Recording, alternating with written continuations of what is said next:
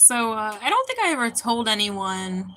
I recorded it for myself after that initial phone call that I got. Because, like, I had voice to skull technology being briefed, I had voice to skull technology talking to other human militaries, but I don't think I ever told anyone what my intimate conversation with Michael Prince on that ship, what he said. So I'm going to tell you here now. I think it's kind of uplifting for people. It's definitely a love story for sure. So, anyways, I find myself on this call, and it's Michael, and I said, and he just said, "Hello, Lauren," and I said, "Hi. I think I know you." Because I came across the material of James Casbolt in 2018, the end of 2018, because Ida Fairhat said, with everything that you're talking about, she said, you should look into the material of James Casbolt. And so I did, and the first thing I found was Bases 23, and I felt like just the voice and like the imagery of him. I was like, I feel like I know this person. Like, I've known him forever. And so I consumed all of his original content, like all of it, 9 hours worth of it in one day.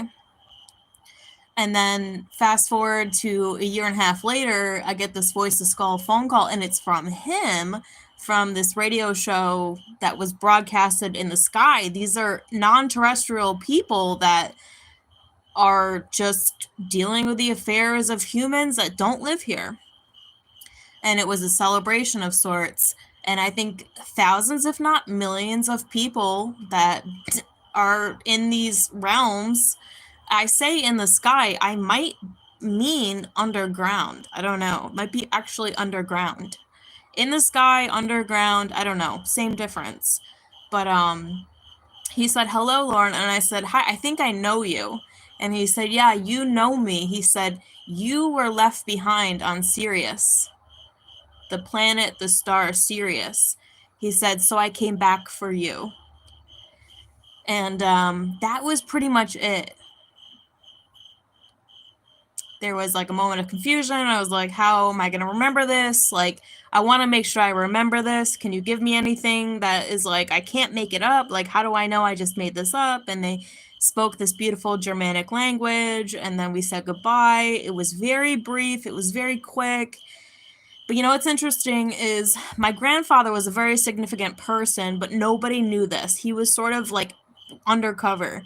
As a child, he was a man of few words, but as a child, our most intimate interactions were of being outside at night, and my grandfather would say, "Okay, Lauren, find Orion in the sky. This constellation Orion." He said, "Find Orion in the sky. Where is it?" And we would play this game, and I would look around, and he taught me how to find Orion, and I would say, "Oh, there it is. Take me, there it is, Grandpa. I found it." And he said, "Good girl." He always wanted me to be able to find Orion in the sky.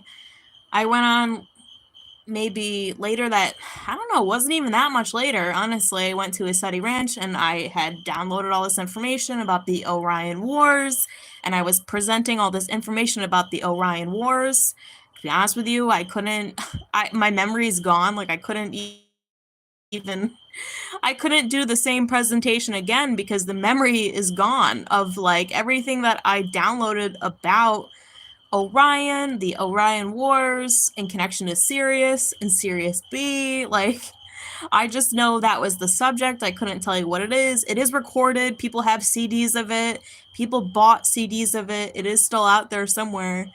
But yeah, I mean, it's you know, it's sort of like a love story, and it's complicated. But that was the phone call. Don't know exactly what it means, but I think I know. Um, there's a history of being fallen and fallen angels and redemption, and yep, that was the conversation. He said, "You were left behind, so I came back for you."